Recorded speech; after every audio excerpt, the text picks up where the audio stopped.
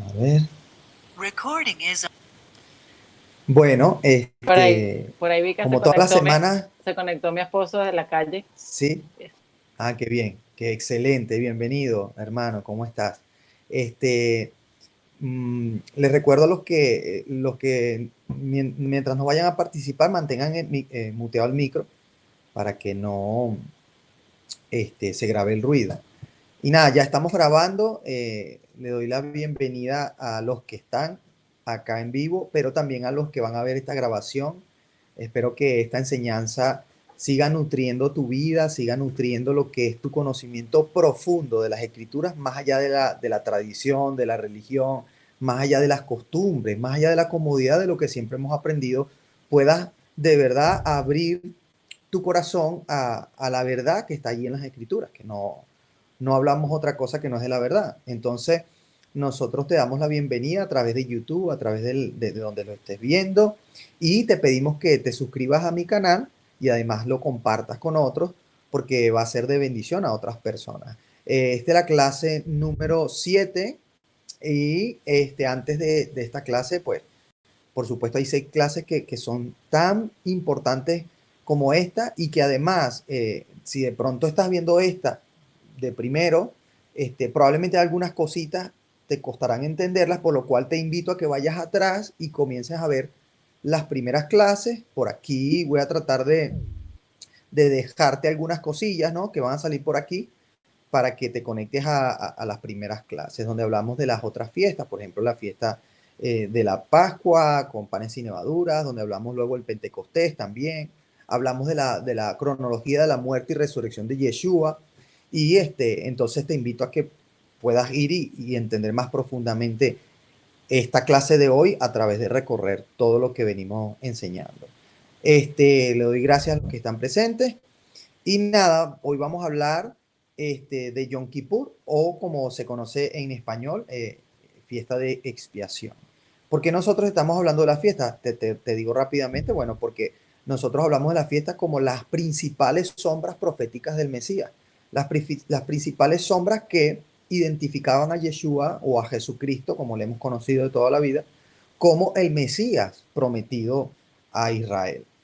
Este, entonces, claro, por eso hablamos de la sombra perdón, de las fiestas. ¿Sí? Hay muchas otras sombras proféticas que en el camino también se van nombrando, son sombras proféticas menores.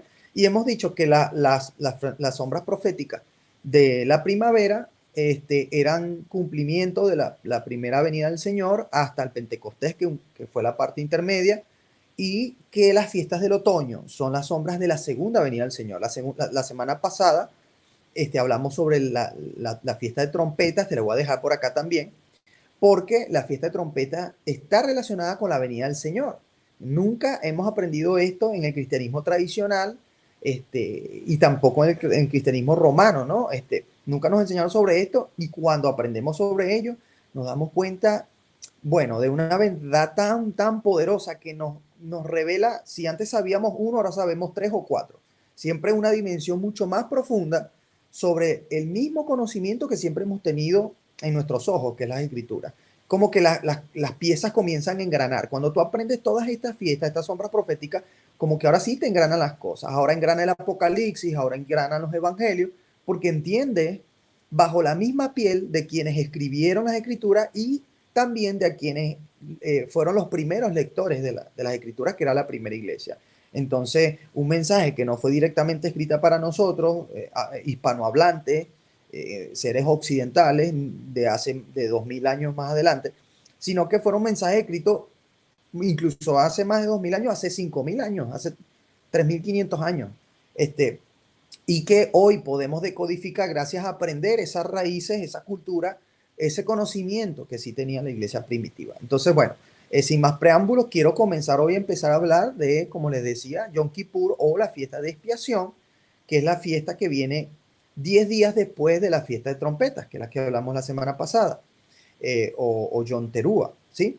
Este, en este Yom Kippur, pues, como venía diciendo, venía compartiendo Joan, había como una preparación previa donde, donde los israelitas, las personas creyentes y seguidoras del Señor se preparaban durante 40 días antes de Yom Kippur, o sea, 30 días antes de Yom Teruah, y luego los 10 días siguientes haciendo ayunos, porque eran los días de arrepentimiento, como decía Joan, estos días se llamaban Teshuvah, que quieren en hebreo, es mucho más profundo incluso que arrepentimiento, porque para nosotros el arrepentimiento incluso hoy en día ya es un remordimiento. Cualquier persona que tiene un remordimiento porque hizo algo malo, se dice que está arrepentida. Sin embargo, no es así. El verdadero arrepentimiento, o lo que es el Teshuvah, tiene dos opciones. Es una, el arrepentirte, valga la redundancia, de lo que has hecho mal, ¿verdad? Y la segunda acción, que era parte de Teshuvah, es volver al camino correcto. Entonces, de ahí que muchas personas verdaderamente no están arrepentidas porque hacen lo malo, se sienten mal, hoy lloran, hoy gimen o sienten un remordimiento por lo que hicieron, pero el día de mañana se les pasa la emoción y vuelven a seguir haciendo lo mismo. Y no tiene que ser necesariamente un asesino, un violador. No, con que tú hoy mientas a tu familia por algo, mientas a tu cónyuge por algo, de pronto te sientes mal en las horas siguientes y tal, pero pasan los días, se te olvida y vuelves a mentir. Ahí estás demostrando que no estás teniendo una actitud de verdadero arrepentimiento hacia esa mentira que has cometido o hacia esa, digamos, actitud de mentira. Y entonces, ¿qué pasa? Que el verdadero Teshuvah, el que se hacía en Yom Kippur, era una observación profunda de las cosas que estaban mal dentro de nosotros o que están mal dentro de nosotros. Y en esos días, pues, no solamente se proponía a observar lo que estaba mal, sino a sacarlo fuera y a arrepentirnos y a dejar de hacer esas cosas que estaban mal, demostrando un verdadero vuelta al Señor. De hecho, Teshuvah era una especie de sombra profética de volver al Señor a través de Yeshua, ¿sí? Una sombra profética de lo que iba a suceder. Entonces, de esos 40 días antes de Yom Kippur, ya nos vamos a dar cuenta, según Levítico 23 y según también Levítico 16, nos vamos a dar cuenta que era Yom Kippur el día 10º del mes de Tisri. ¿Se acuerdan? Estuvimos hablando del mes de Tisri cuando hablamos la semana pasada de trompeta. El primer día dijimos que era la fiesta de trompeta y 10 días después, entonces, es Yom Kippur. ¿Cuándo empezaba Yom Kippur? A la caída del sol del día 9 para el 10. Ese día 9 ya comenzaba como que el ayuno más fuerte, el último ayuno es de 24 horas, el que sí o sí todos tenían que hacer, era un ayuno inclusive no solo de sólidos, sino hasta de líquidos, y ayuno de muchas cosas.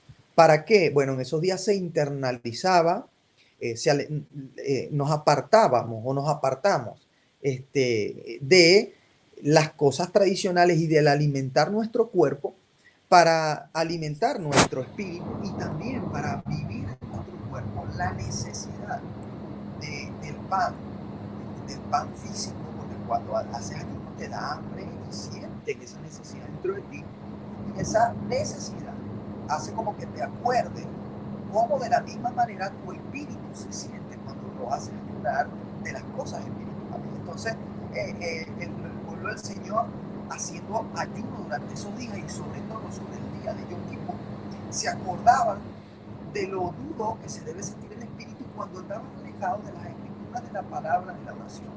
Porque no se escucha bien, pastor, disculpe. Sí, no se escucha bien. ¿Alguien más no me escucha bien? No se oye bien. Ese es el ventilador de la Macu. Ah, sí, está como... Sí, está alto. Ya va, ¿qué le voy a hacer? Vamos a montarle encima de... Pásame este. Ahora sí Okay. se escucha. ¿Sí? Vale, ok. Voy a ponerla aquí. Y así un poquito... Ok. Entonces, estaba diciendo que la manera de que nosotros podemos verdaderamente demostrar un arrepentimiento era volviéndonos al Señor, haciendo teshuvah, dejando lo malo y volviendo de nuevo al Señor a su camino, a sus enseñanzas y haciendo un profundo ayuno para intentar ver o recordar cómo se siente nuestro espíritu cuando le estamos ahogando de no tener el alimento, de no tener el sustento. Entonces, Yom Kippur, así como el resto de las fiestas, hemos dicho, así como tienen un cumplimiento, digamos, ceremonial, ¿verdad? También tienen un cumplimiento profético, que el Señor valga la redundancia, va a cumplir, va a llenar a plenitud. Así como Él cumplió las fiestas de la primavera, lo hemos explicado, también va a cumplir las fiestas del otoño proféticamente. Hablamos de que la fiesta de trompetas va a ser el cumplimiento de su venida. Yom Kippur va a ser el cumplimiento de la expiación que el Señor va a hacer sobre toda la tierra. El Yom Kippur, lo vamos a ver más adelante, está relacionado con las copas de la ira. Estuvimos hablando la semana pasada que nosotros no creemos lo que durante mucho tiempo sí creímos. La verdad, yo vengo de allí. Yo vengo de creer la doctrina del rapto secreto donde pasamos, donde desaparecemos y se caen los aviones, se caen los coches, chocan. Y esa doctrina loca que luego de durante bastantes años ahondar y investigar y tratar de conseguir la verdad, nos damos cuenta que ha sido una tergiversación y ha sido incluso una descontextualización profunda. Y que cuando incluso añadimos luego las fiestas, nos damos cuenta que todo tiene un orden de cumplimiento y lo hemos corroborado con la clase de la semana pasada, que hasta la trompeta séptima, dice Pablo, la trompeta final, la llama Pablo, hasta ese momento, tanto Pablo lo dice como lo dice Apocalipsis, hasta ese momento es que aparece el Cordero de Dios, el Hijo del Hombre, dice Apocalipsis, aparece el Hijo del Hombre y ciega la tierra, dice, toma tu hoz y ciega la tierra, y cegó la tierra. Eso es la trompeta final, pero también lo dice Pablo en Corintios y también en Tesalonicenses, dice que hasta ese momento no es que, hasta que primero aparezca el anticristo, hasta ese momento es que no vendrá el Señor y nuestra reunión con él.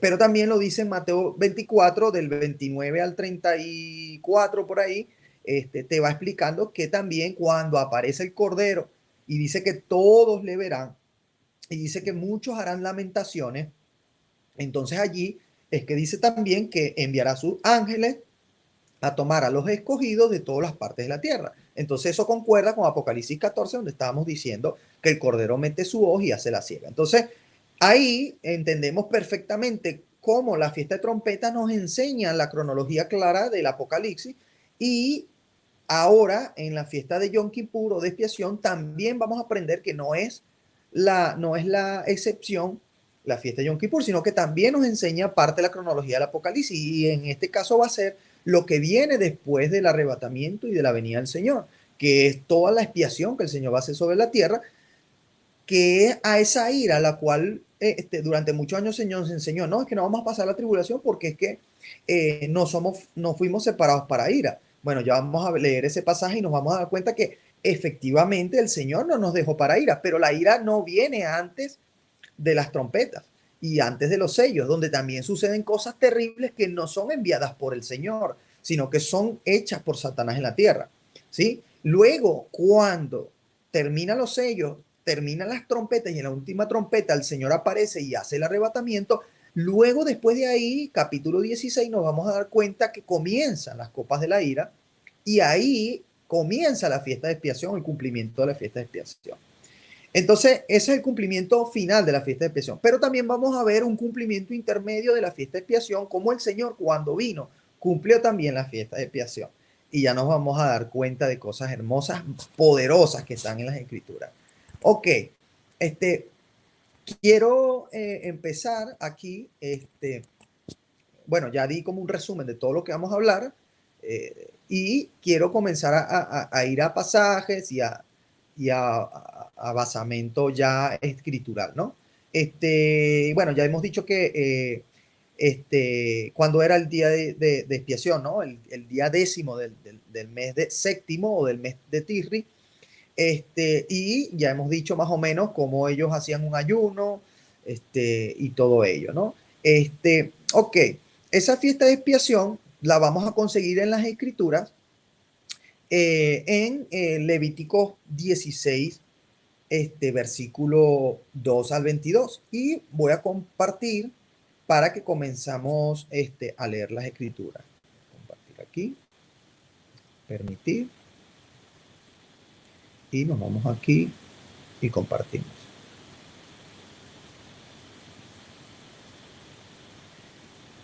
A ver.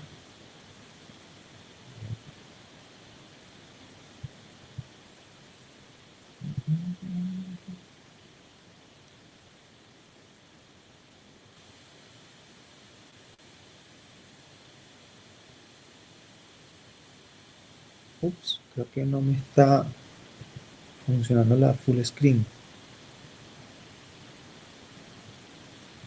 Bueno, vamos a leerlo aquí, que no me está funcionando la pantalla completa. Ok, dice así. Y Jehová dijo a Moisés: di a Aarón tu hermano que no en todo tiempo entre en el santuario detrás del velo, delante del propiciatorio que está sobre el arca, para que no muera, porque yo apareceré en la nube sobre él. Con esto entrará Aarón en el santuario con un becerro para expiación y un carnero para el holocausto. Se vestirá la túnica santa de lino y sobre su cuerpo tendrá calzoncillos de lino. Y se ceñirá el cinto de lino y con la mitra de lino se cubrirá. Son las santas vestiduras, con ellas se ha de vestir después de lavar su cuerpo con agua. Aquí está hablando del sumo sacerdote. ¿Quién era el sumo sacerdote? Aarón. Ok, y vamos aquí, ¿no? Ok. Y la congregación de los hijos de Israel tomará 2 machos cabríos para expiación y un carnero para holocausto. Y hará traer a Aarón el becerro de la expiación que es suyo y hará la reconciliación por sí y por su casa. Después tomará los 2 machos cabríos y los presentará delante de Jehová a la puerta del tabernáculo de reunión, y echará suertes a Aarón sobre los 2 machos cabríos, una suerte por Jehová y otra suerte por Azazel. Y hará traer a Aarón al macho cabrío sobre el cual cayere la suerte por Jehová, y lo ofrecerá en expiación. Mas el macho cabrío sobre el cual cayere la suerte por Azazel, lo presentará vivo delante de Jehová para hacer la reconciliación sobre él, para enviarlo a Azazel al desierto. Y hará traer a Aarón el becerro que era para expiación suya, y hará la reconciliación por sí y por su causa, y degollará en expiación el becerro que es suyo. Después tomará un incenciario lleno de brasas de fuego del altar de delante de Jehová, y sus puños llenos de perfume aromático molido, y lo llevará detrás del velo. Y pondrá el perfume sobre el fuego delante de Jehová, y la nube del perfume cubrirá el propiciatorio.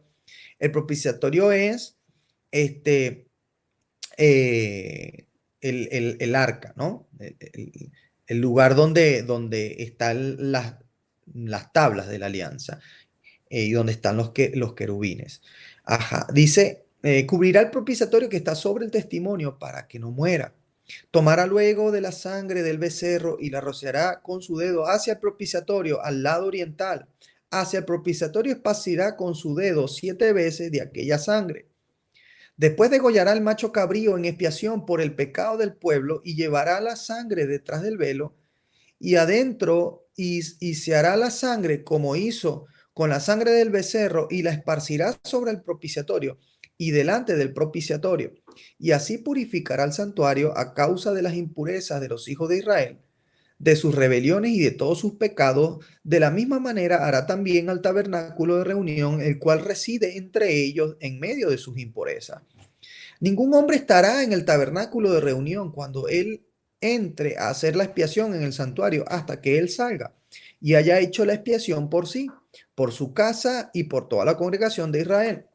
Y saldrá al altar que ya está delante de Jehová y lo espiará y tomará de la sangre del becerro y de la sangre de los machos cabríos y la pondrá sobre los cuernos del altar alrededor y esparcirá sobre él de la sangre con su dedo 7 veces y lo limpiará y lo santificará de las inmundicias de los hijos de Israel. Cuando hubiese acabado de espiar el santuario y el tabernáculo de reunión y el altar, hará traer el macho cabrío vivo. Y pondrá Aarón sus 2 manos sobre la cabeza del macho cabrío vivo y confesará sobre él todas las iniquidades de los hijos de Israel, todas sus rebeliones y todos sus pecados, poniéndolos así sobre la cabeza del macho cabrío, y lo enviará al desierto por mano de un hombre destinado para esto. Y aquel macho cabrío llevará sobre sí todas las iniquidades de ellos a tierra inhabitada y dejará ir el macho cabrío por el desierto. Ok, yo creo que sí, aquí estaba la pantalla completa. Pero bueno, ya lo sé en la próxima. Ok, familia. Vamos a leer ahora, no, de una vez, vamos a leer Levíticos 23. ¿Qué dice Levíticos 20? Perdón, Levíticos 16, 29. Fíjense lo que dice. Y esto tendréis por estatuto perpetuo. ¿Cómo dice aquí? Por estatuto perpetuo. Esto lo vamos a ver muchísimo porque ciertamente nos han enseñado durante mucho tiempo que la ley ya pasó, ya quedó atrás, que ya fue abolida, dicen en algunos casos. Ya todo eso no es necesario. Ya vamos a ver hasta dónde es necesario, hasta dónde no. Obviamente, Pablo dice que ya no hace falta la sangre de los machos cabríos, porque ya tenemos la sangre de Yeshua. Eso es cierto. Y hay muchas cosas que corresponden al templo o al tabernáculo que hoy no existe ni templo ni tabernáculo y por supuesto no se pueden cumplir. Pero eso no quiere decir que el resto de la ley o el resto de las cosas que el Señor mandó a hacer, como las fiestas, y que las mandó a hacer perpetuamente y que además están profetizadas valga la redundancia, por diversos profetas, que van a ser cumplidas en el milenio del Señor, en el gobierno de su reino, no quiere decir que estas cosas hayan pasado, al contrario, esas cosas han sido dadas por el Señor perpetuamente y no dice ni a los judíos, no dice ni a los israelitas, no dice que son las fiestas judías, sino que dicen las fiestas de Jehová y ya lo vamos a ver. Entonces dice así, en el mes séptimo, a los 10 días del mes, afligiréis vuestras almas y ninguna obra haréis, ni el natural ni el extranjero que mora entre vosotros. Luego dice el 30, porque en este día se hará expiación por vosotros y seréis limpios de todos vuestros pecados delante de Jehová. Día de reposo es para vosotros y afligiréis vuestras almas. Es estatuto perpetuo. Yo creo que esta palabra tiene que hacernos ver algo muy significativo en las Escrituras. Y lo otro que vamos a leer es Levíticos 23, 26. También habló Jehová a Moisés diciendo, a los 10 días de este mes séptimo será el día de expiación, tendréis santa convocación. Recordemos que era santa convocación, ¿se acuerdan? Que aquí lo traduce la Reina Valera como santa convocación, pero es Shabbat solemne o un Shabbat de la fiesta, ¿se acuerdan? Independientemente de que cayera lunes, martes, miércoles o sábado. Entonces, él dice que ese día sería una santa convocación o un sábado solemne. Y afligiréis vuestras almas y ofreceréis ofrenda encendida a Jehová. Ningún trabajo haréis en este día, porque es día de expiación para reconciliaros delante de Jehová, vuestro Dios. Porque toda persona que no se afligiere en este mismo día será cortada de su pueblo. Y cualquiera persona que hiciere trabajo alguno en este día, yo destruiré a tal persona entre su pueblo. Ningún trabajo haréis. Estatuto perpetuo es, y lo vuelve a repetir, fíjate, lo vuelve a repetir. Ningún trabajo haréis. Estatuto perpetuo es por vuestras generaciones, en donde quiera que habitéis. Día de reposo será a vosotros y afligiréis vuestras almas, comenzando los 9 días del mes, en la tarde, de tarde a tarde, guardaréis vuestro reposo. Ok, perfecto. Entonces, vamos aquí y quitamos el compartir. Ok, perfecto. Entonces nos damos cuenta aquí que efectivamente el Señor está mandando como una ordenanza celebrar la fiesta de Yom Kippur o de expiación. Nos dice claramente que además es el primer día de esa fiesta, o el día de esa fiesta, mejor dicho, va a ser un día de reposo, un Shabbat solemne, como lo hemos visto anteriormente en las otras clases. Y que nada, ninguna obra haremos. Y fíjate que lo repite como 3 o 4 veces en un mismo pasaje. El Señor como, mira, es importante esto para mí.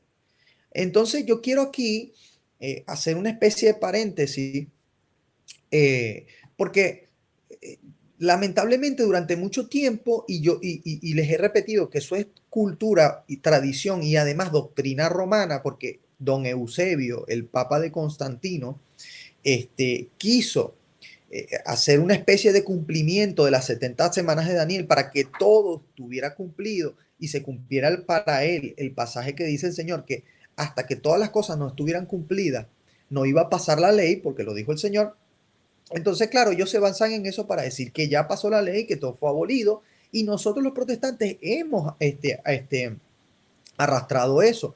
Y como arrastramos eso, entonces leemos las cartas de Pablo y pensamos que él está aboliendo la ley cuando realmente lo que hay son malas interpretaciones y luego hablaremos de ello. Después cuando terminemos la última fiesta, entraremos en temas ya más profundos sobre la ley y nos daremos cuenta de que Pablo en ningún momento está aboliendo la ley, sino que nosotros hemos malinterpretado.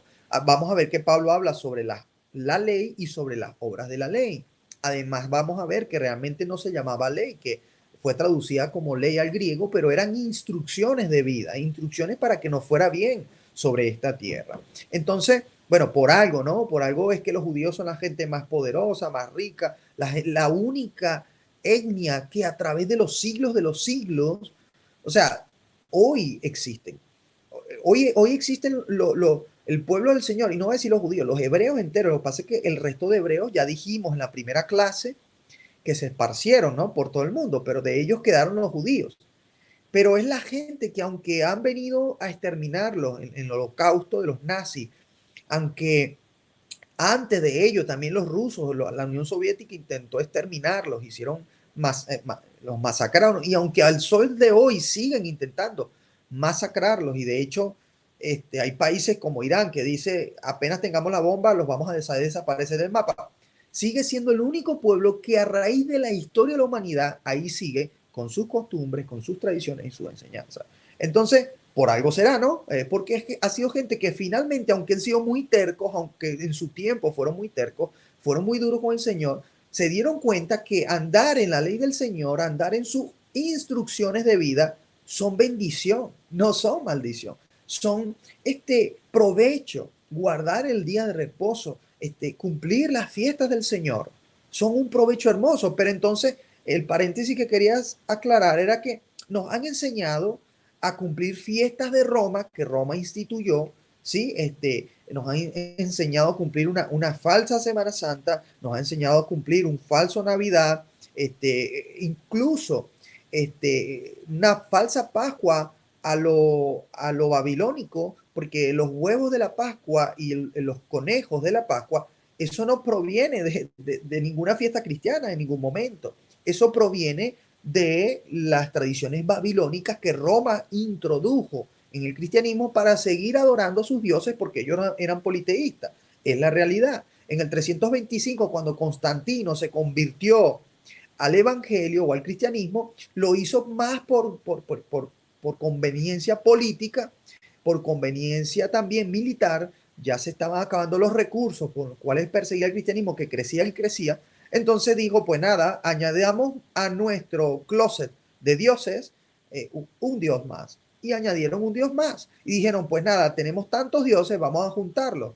Esto que viene ahorita del Halloween, por ejemplo, viene de esa época, viene de la época donde es una fiesta, bueno, no vamos a entrar en ello, pero es una fiesta, una celebración de los muertos, y luego la iglesia de Roma, la iglesia católica, dijo, nada, vamos a asumirlo el Día de los Santos, y juntamos a todos los santos el mismo día, pero su origen es el paganismo nórdico que tiene su celebración de los muertos. Entonces, ¿por qué nombro esto? Porque hemos cambiado, de hecho, hoy en día, yo me asusto, de verdad, gente que para mí era gente, bueno, admirada, sinceramente, cantantes, predicadores, gente que para mí era admirada, hoy en día los vemos celebrando Halloween. ¿Cómo puede ser esto? ¿Y cómo puede ser que cuando enseñamos las verdaderas fiestas del Señor, nos dicen, no, judaizante, eso no es de Dios, pero el Halloween sí es de Dios, pero los huevos de la Pascua y el conejo de la Pascua sí es de Dios, ¿verdad? Pero el 25 de diciembre, el día donde originalmente nacía Tamuz, que aparece en las escrituras como hijo de Astarot, perdón, hijo de Semiramis, de la misma diosa, porque es la misma Astarot, de la misma Istar, Easter, de ahí viene la fiesta del Easter, de Istar. Entonces nos enseñaron que eso sí es de Dios, eso sí es lo bueno. Y nos dijeron, no, lo demás, eso es judaizante, que por cierto es la misma actitud que asumió don Constantino en perseguir a los que, a la iglesia primitiva, que seguía todas estas enseñanzas de la palabra por ser supuestamente judaizantes. Entonces, hoy es necesario que nos preguntemos qué quisiera verdaderamente el Señor que yo celebrara, que celebrara Halloween, que tiene que ver con los muertos y que la Biblia habla de que la consulta a los muertos y el celebrar a los muertos es abominación a Jehová. Es lo que quiere que el Señor celebremos, que celebremos falsas fiestas, San Valentín, San no sé quién, San aquí en Europa celebran mucho a de Irlanda, bueno, se me olvidó, y bueno, y en Latinoamérica otro montón de santos. Eso sí es cristiano, eso sí es muy de Dios, pero lo que verdaderamente celebraba Yeshua, porque él celebró toda la fiesta, eso no es de Dios. Entonces, para que usted se pregunte, y tanto es así el ataque a las fiestas del Señor, que usted se pone a ver una serie actual como de Big Bang Theory, como no sé, cualquier otra serie, y eso es chiste tras chiste en contra de la fiesta del Señor, burlándose de Hanukkah, burlándose de Yom Kippur, etc. Entonces es un poco para que usted se pregunte, ¿qué haría nuestro Señor? Y ya vamos a leer pasajes donde el Señor nos dice que debemos imitarle a Él y no imitar al mundo por mucho y esto no es fácil. Y lo veníamos hablando antes de empezar la clase, que estábamos un poco conversando y decíamos, no es fácil desarraigarnos de algo que creció con nosotros, de culturas que para nosotros, bueno, son algo que tiene un significado profundo en nuestras emociones, más allá del significado real, un significado profundo en nuestros sentimientos que nos conectan. Nosotros, me acuerdo en Venezuela, cuando ya en noviembre o en octubre se empezaba a escuchar la gaita de decembrina, se empezaba a ver un ambiente navideño, la gente haciendo hallacas, ya los panes de jamón se empezaban a ver en noviembre. Y eso como que te alegraba porque venía una época muy bonita, la época más bonita del año. Y eso nos conecta con algo que nos cuesta reconocer y decir, estamos equivocados. Por mucho que nos guste, por mucho que esto sea con lo que crecimos, nos cueste reconocer, estamos equivocados. Hay que retomar la senda antigua, la senda de los apóstoles, la senda del Señor Yeshua, porque Pablo dijo, ser imitadores de mí como yo soy de Yeshua, yo soy de Cristo, y el mismo Cristo dijo que le imitemos a Él. Y si debemos imitarle a Él, pues Él no celebraba Halloween, Él no celebraba San Valentín, Él no celebraba huevos de la Pascua, Él no celebraba, no mataba un conejo, para empezar, que era una comida inmunda, etcétera. Entonces, se lo dejo ahí, él tampoco celebraba Navidad, se lo dejo ahí a usted, no estoy diciendo déjese de reunir con su familia en Navidad, no estoy diciendo eso, pero sí estoy diciendo entienda el trasfondo de las cosas y luego podemos dar un estudio bien profundo sobre todo lo pagano que es la Navidad, de dónde provienen las cosas de Navidad. Ok, entonces cerramos ya el paréntesis para continuar con la fiesta del Señor Yeshua, ¿no? Esta que nos que tanto, perdón, de la fiesta de Yom Kippur, la que celebró también el Señor Yeshua. Entonces vamos a tratar de ir ahora rápidamente a través de pasajes, ¿sí? Y esta vez vamos a leer en por qué ya no es necesario el ritual de sangre en Yom Kippur. Sin embargo, no quiere decir que la fiesta ha sido abolida, ¿sí? Sino el ritual de sangre o la manera en que se hacía. Vamos a ver Hebreos 7, 22 al 28 y lo voy a compartir. A ver.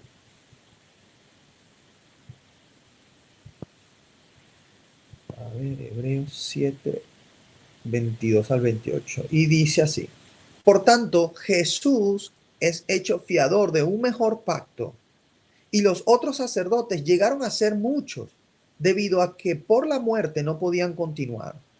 Mas este, por cuanto permanece para siempre, tiene un sacerdocio inmutable, por lo cual puede también salvar perpetuamente a los que por él se acercan a Dios, viviendo siempre para interceder por ellos. Porque tal sumo sacerdote nos convenía, santo, inocente, sin mancha, apartado de los pecadores y hecho más sublime que los cielos, que no tiene necesidad cada día, como aquellos sumos sacerdotes, de ofrecer primero sacrificios por sus propios pecados y luego por los del pueblo, porque esto lo hizo una vez para siempre, ofreciéndose a sí mismo.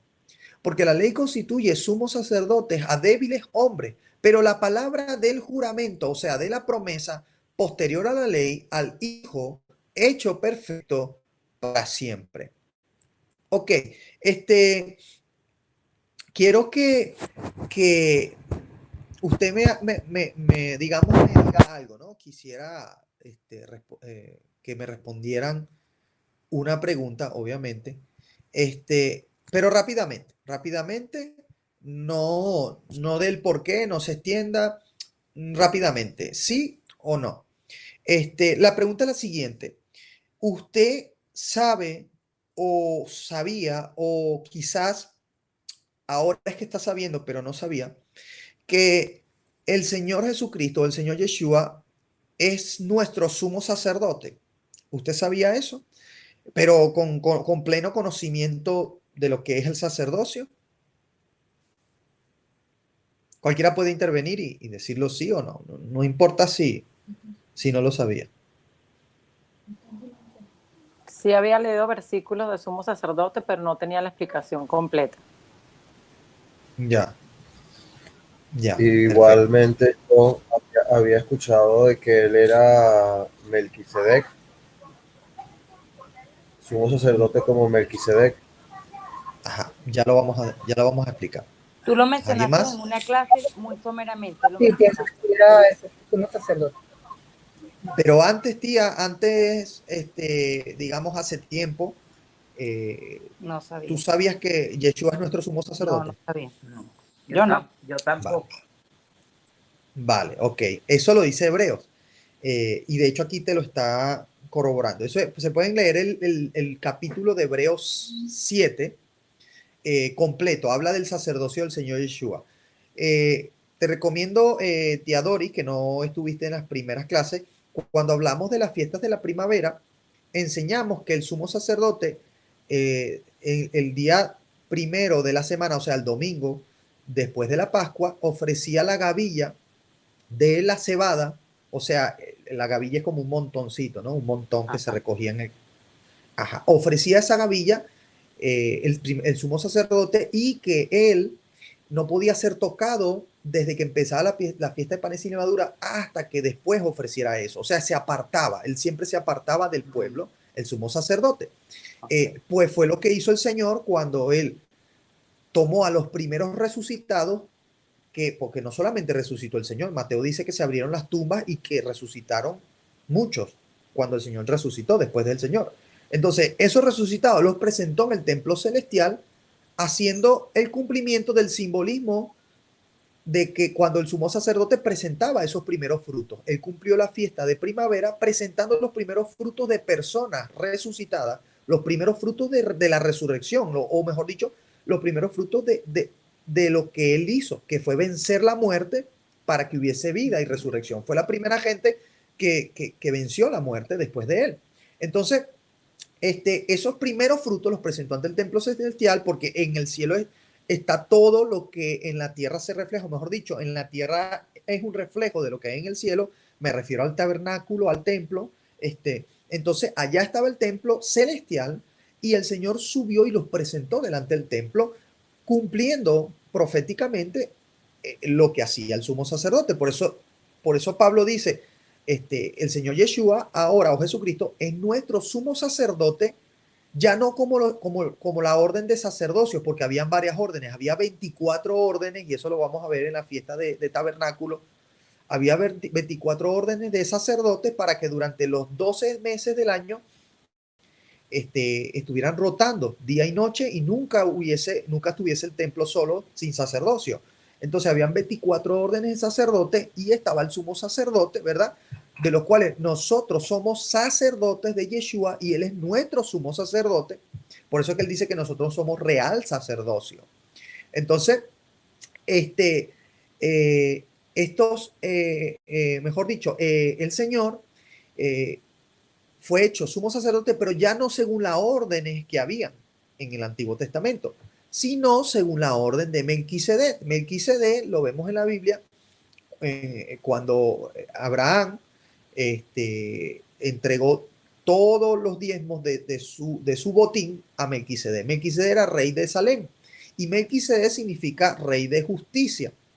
Entonces, según ese sacerdocio, un sacerdocio incorruptible, es que el Señor Yeshua es nuestro sumo sacerdote. Por eso dice en Hebreos 7 que él es nuestro sumo sacerdote según la orden de Melquisedec. Entonces, él ahora, una vez y para siempre, hizo propiciación de los pecados, y no solamente siendo el sumo sacerdote, sino siendo también el Cordero de la Pascua, pero también siendo la cabra que se ponía en expiación para que esa sangre cayera sobre el propiciatorio. Entonces, así como leímos en Levíticos 16 que el sumo sacerdote tomaba la sangre de esa cabra que caía en la suerte para ser sacrificada al Señor, él tomaba con sus dedos esa sangre y la rociaba al oriente del propiciatorio, del arca, con esa sangre. Entonces, y aquí viene algo muy poderoso, porque yo les pregunto algo. Si el Señor Yeshua, muriendo para con su sangre expiar una vez y para siempre, como dice Pablo, nuestros pecados, murió en la cruz, y su sangre, supuestamente, como hemos visto en Hollywood y hemos aprendido en la tradición, su sangre cuando fue atravesado cayó sobre la tierra. ¿Cree usted que estuviera completo digamos, el ritual de la ley que mandaba que la sangre tenía que caer sobre el arca en el propiciatorio? Otra pregunta que le dejo ahí para que usted responda. ¿Estaría completo digamos, lo que la ley mandaba si la sangre del Señor hubiese caído en tierra? No todos a la vez. No, realmente no estaría completo. Tendría que caer sí en sí en el propiciatorio. No estaría completa. Para no. Exacto. Por eso es necesario la ley. Por eso es tan importante aprender qué decía la ley. Porque si no, entonces vamos a estar como la tradición, viendo lo que nos dice Hollywood, lo que nos dicen, lo que siempre nos enseñaron, y pensando que la sangre cayó ahí quedó. Pero entonces no hubiese sido realmente un cordero aceptado si la sangre no hubiese caído sobre el propiciatorio. Luego nos vamos a dar cuenta que hay estudios tremendos, donde hace que Dios es un Dios perfecto. Por eso es que cuando, cuando vino Nabucodonosor o vino Babilonia a tomar Jerusalén, hay evidencias y está en el libro de los Macabeos, y aunque se dice que no es un libro inspirado por Dios, pues es un libro histórico muy importante. Pero también hay evidencia, el libro de Daniel, cómo el arca, en ese momento, cuando fue invadido Jerusalén, no fue tomada. Y si vemos, eso fue el primer templo, fue invadido el templo, destruido, etcétera. Pero luego se ha descubierto evidencia como, y también lo explica el libro de los Macabeos,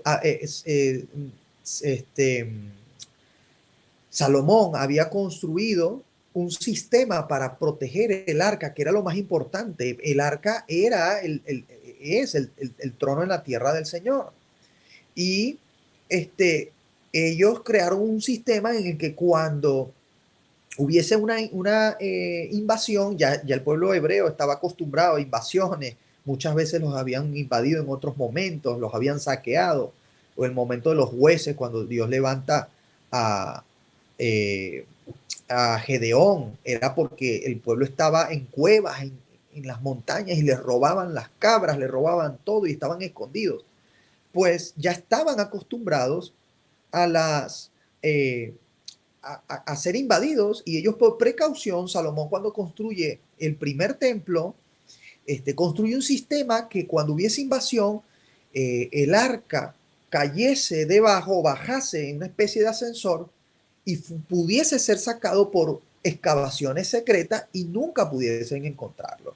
De hecho, por eso nunca se consiguió. Por eso en el segundo templo, después de 70 años que estuvieron en Babilonia, en que Daniel da la profecía de que iban a volver, y ellos vuelven, entonces se construye el templo, pero esta vez un templo sin arca, un templo sin propiciatorio. Entonces, ¿dónde quedó este templo? Pues hay excavaciones que hoy en día, de hecho, hubo un general israelí, y digo ya israelí porque es de esta época, que hace bastantes años, no recuerdo si en el 90 o por allí, estuve leyendo,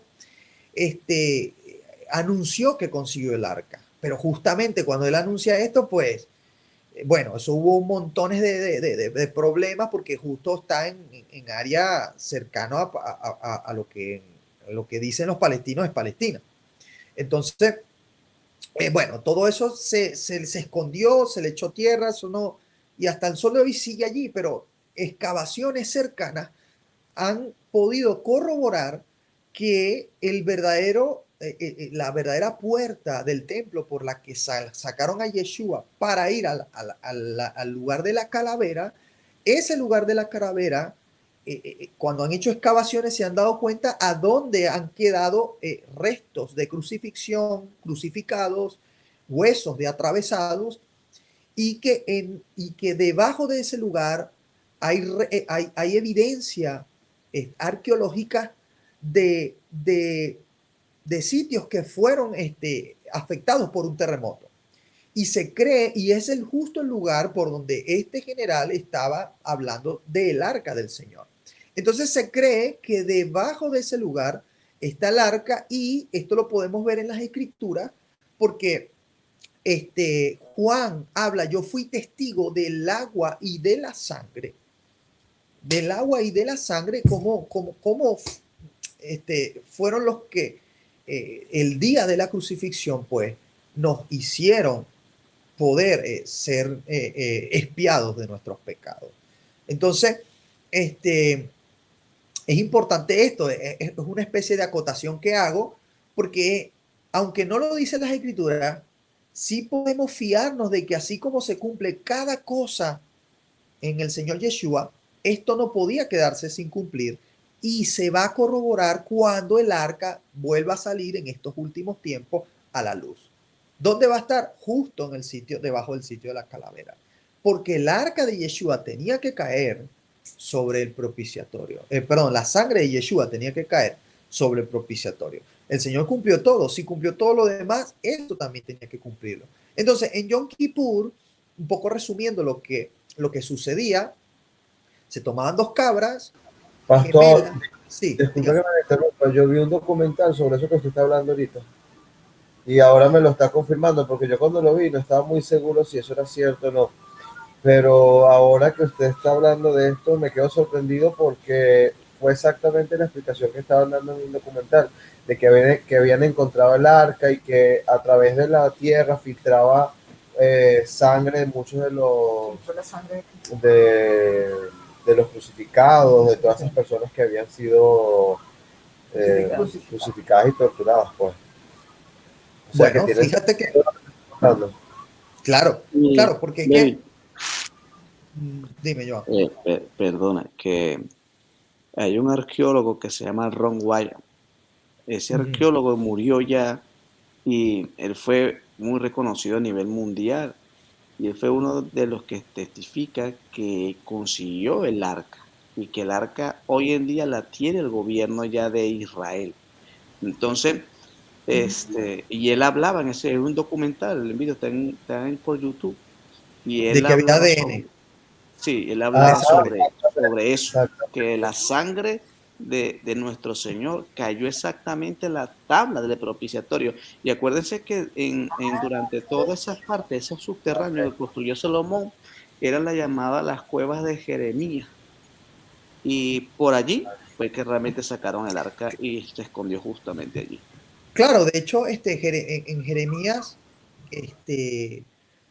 se habla un poco del tema, del, tema del templo, y en el libro de los Macabeos se habla de Jeremías como el artífice del escape del arca, de la protección del arca. Y tenemos que tomar en cuenta que, bueno, el Señor es un Dios perfecto, o sea, ya el Señor es obvio que tenía planificado que se diera esa invasión a Jerusalén por parte de Babilonia, porque si no se hubiese dado eso, nunca el arca se hubiese extraviado, entre comillas, y nunca hubiese llegado justo debajo de donde iba a estar la cruz del Señor Yeshua y la sangre del Señor Yeshua cayera sobre el propiciatorio, porque entonces no se iba a cumplir la ley y no iba a servir él. Y hay muchas otras muestras, les decía, para continuar. Se tomaban dos cabras en Yom Kippur, y se echaba una, o sea, se echaban ambas a la suerte. Una para Adonai o para Jehová y otra para Azazel. Azazel es una especie de dios, por decirlo así, de la mitología judía, aunque se cree que viene incluso desde antes, hebrea, mejor dicho, aunque se cree que viene desde Babilonia y mucho antes, donde Azazel era una especie de cabra que era como la encarnación o como la simbología un ángel, del ángel caído, de Satanás. Entonces, ok, se echaba la suerte sobre una cabra y sobre la otra, y la que tocaba a Jehová se sacrificaba, se tomaba la sangre, caía en el propiciatorio, y la siguiente cabra, después que era sacrificada a la otra, se imponía las manos sobre esa cabra, o el sumo sacerdote imponía las manos sobre ella y declaraba los pecados de Israel sobre esa cabra. Y esa cabra se llevaba al desierto, y en el desierto se dejaba la cabra para que fuese a Azazel. Sin embargo, este, bueno, esto sí lo dice la tradición, creo que el Talmud tiene algo de esto, de que la cabra al final se devolvía. Entonces era como que los pecados se devolvían otra vez, así como los perros que los deja y no, eso se vienen contigo. Pues las cabras como que se devolvían, y lo que hacían para evitar esto era que la cabra la lanzaban por un despeñadero en ese día de Yom Kippur. Entonces ya de esa manera, lanzándola por un despeñadero, ya se aseguraban que no volvían con los pecados del pueblo. De ahí viene tantos cumplimientos proféticos como declarar sobre Israel, y muchos otros cumplimientos proféticos. Ok, entonces esto pasaba en Yom Kippur y pasaban muchas otras cosas más. Fíjense que hay cosas mucho más interesantes que pasaban. en Yom Kippur. Vamos a ir, recuérdense que nosotros estamos en un sistema que va camino hacia los últimos tiempos, donde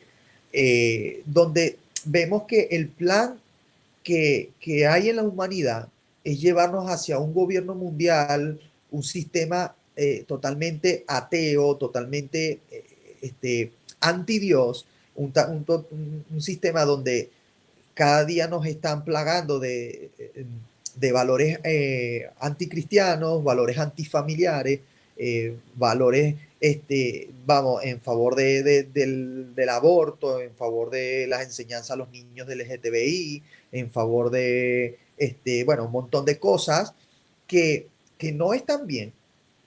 Creo que no debí nombrarlo así porque en YouTube puede que me... Entonces, vamos hacia un sistema que cada vez está enfocado en ir contra Dios, y ese es el sistema del anticristo que vendrá y que nos hará mostrar la verdad de las escrituras. Paradójicamente, ese sistema del anticristo nos mostrará la verdad del cumplimiento de todo lo que el Señor ha escrito en su palabra. Fíjense que en un principio el plan del Señor para el hombre estaba en el jardín del Edén, pero el hombre, a través del pecado, y dice la Biblia que a través de un hombre entró el pecado a todos los hombres, corrompió este plan, y por eso Dios tuvo que introducir un plan, digamos, un plan de emergencia para salvar al hombre y volverlo a traer a él. Y ese plan de emergencia era la expiación de su Hijo amado. La expiación, y ese plan lo preparó durante mucho tiempo, separando un pueblo que pudiera ir practicando, que pudiera ir haciendo ensayos de lo que venía, de lo que se iba a cumplir. Por eso las fiestas no son cosas malas, fastidiosas, no son cosas que, ay, qué fastidio, hay que cumplir la ley del Señor. No, son delicias de ensayos, así como disfrutábamos la Navidad y disfrutábamos las hallacas, el pan de jamón. Son fiestas disfrutables donde hay comidas, donde hay tradiciones que se hacen, pero que además realmente llevan un mensaje que nos recuerda el cumplimiento del Señor, Yeshua, sobre todas las cosas que él iba a hacer y todavía está por hacer. Entonces es importante resaltar esto, porque de esa manera entonces que vamos a poder ver a través de ella el cumplimiento de cada cosa que el Señor hizo en cada fiesta, y en este caso de la expiación. Y vamos a ir ahora a hablar de, de lo bueno que es la ley del Señor y cómo el Señor anduvo. Esto para poder luego seguir con Yom Kippur. Pero yo quiero que usted, bueno, hay muchos pasajes, pero yo hoy extraje, como en cada clase, otros pasajes más, unos 4 pasajes, para que usted vea que la ley del Señor, o las enseñanzas, las instrucciones de vida del Señor, no son gravosas, son buenas para nosotros y traen bendición para nosotros, y que por eso es importante estudiarlas, aprenderlas y practicarlas. Vamos a ir al libro de Salmos 1, del 1 al 3. Y aquí vuelvo a compartir.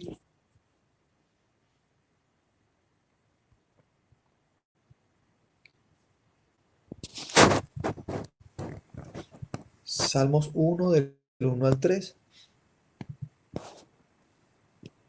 Dice así: bienaventurado el varón que no anduvo en consejo de malos, ni estuvo en camino de pecadores, ni en silla de escarnecedores se ha sentado.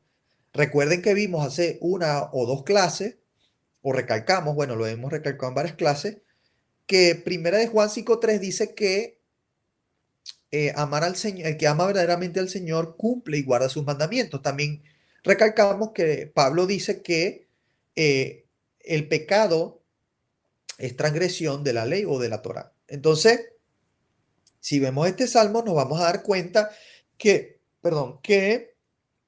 el que no anduvo en el camino de transgredir la ley de Dios, ¿ves cómo ahora engranan más las cosas? El que no estuvo en el camino de transgredir la Torá es bienaventurado. Entonces aquí hay una clave para poder tener bendición, ser bienaventurado. No es que no, pacte por aquí, por aquí, de esto, por allá, o no, venga para que Dios te dé, frota la lámpara del genio. No, aquí están las bienaventuranzas. ¿Ves? Y ni en silla de escarnecedores se ha sentado, sino que en la ley o en la Torá de Jehová está su delicia. ¿Ves? Su delicia, delicia que es disfrute, algo rico, algo sabroso. Y en su Torá medita de día y de noche. Que hablábamos la semana pasada o hace 2 semanas, que fue lo que le mandó el Señor a Josué o a Yehoshua. Que muchos decimos, no, nos aprendemos el versículo 1:9. Mira que te mando que te esfuerces, seas valiente, no temas ni desmayes, porque el Señor Jehová tuyo estará contigo donde quiera que vaya. Pero no decimos que el contexto es desde el 7, que dice, si tú meditas de día y de noche en esta ley, no te partas ni a diestra ni siniestra, tomas esta ley que le entregué a Moisés para estar en ella, para guardar todo lo que en ella pone, entonces serás prosperado, todo lo que hagas prosperará y yo estaré contigo a donde quiera que vayas. Entonces, es importante recordar esto porque eso nos lleva a tener temor del Señor y poder decir, necesito estudiar la fiesta del Señor porque no quiero seguir así viviendo un cristianismo a la romana. Luego dice, será como un árbol plantado junto a corrientes de agua, el que da su fruto en su tiempo y su hoja no cae y todo lo que hace prosperará. ¿Cómo es un árbol plantado junto a un río? Bueno, tiene agua todo el año. En lugares, por ejemplo, aquí donde yo estoy en España, hay estaciones. Eso no se daba en Venezuela. Todo el año en Venezuela los árboles son verdes. Pero aquí no. Aquí tú ves que la hoja cae, el árbol se queda en puros palitos sin hojas y luego vuelve en primavera a salir la hoja. Pues aquí, donde están los ríos, la hoja de los árboles no cae. Solamente donde están los ríos. Y ahí se cumple lo que dicen las escrituras. Entonces, si tú quieres que tu hoja no caiga, tú seas frondoso para otros, de sombra, de bendición para otros, entonces tú tienes que ser aquel que busca cumplir la Torá, las escrituras, porque aquí te lo está comparando con aquel árbol cuya hoja no cae. Entonces, eso dice el Señor allí. Fíjense lo que dice también aquí en primera de Juan 2:6. Dice así. Perdón. Lucas, primera de Juan 2:6. Dice así, el que dice que permanece en él debe andar como él anduvo. Mira, esto es muy claro, señores. Yo creo que el que dice, no, eso ya pasó de la ley, eso ya no tenemos que hacerlo, eso, pero ya va, espérame, aquí dice la palabra, el que dice que permanece en él, ¿en quién? En Cristo. Debe andar como él anduvo. ¿Cómo anduvo el Señor? El Amén. Señor guardó la Pascua, el Señor guardó la panes sin levadura, el Señor guardó los primeros frutos, Pentecostés, Yom Kippur, Yom Teruah y tabernáculos. Y además hasta guardó Hanukkah, que ni siquiera está, digamos, mandado por el Señor, pero era parte de las conquistas del pueblo del Señor. Entonces, si él lo hizo, guardaba el Shabbat, no había día que no había semana que no guardara el Shabbat. El Señor, de hecho, cada vez dice en Lucas, como en 5 veces dice, y el Señor en otro Shabbat dice, y el siguiente Shabbat entró en la sinagoga y enseñó, y en la siguiente Shabbat. O sea, ¿por qué yo voy a decidir que no importa para mí el Shabbat si aquí me dice que el que permanece en él debe andar como él anduvo? Se está escuchando entrecortado. Sí, se está escuchando entrecortado. ¿Me escuchan mejor ahora? Sí, la escuchamos bien. Ok. Entonces, sí, porque yo no voy a tomar importancia en el Shabbat, si a mí la palabra me dice que permanece en él, debe andar como él anduvo, y el Señor nunca dejó de guardar un Shabbat. Ok, seguimos. Fíjense lo que dice Mateo 5:48.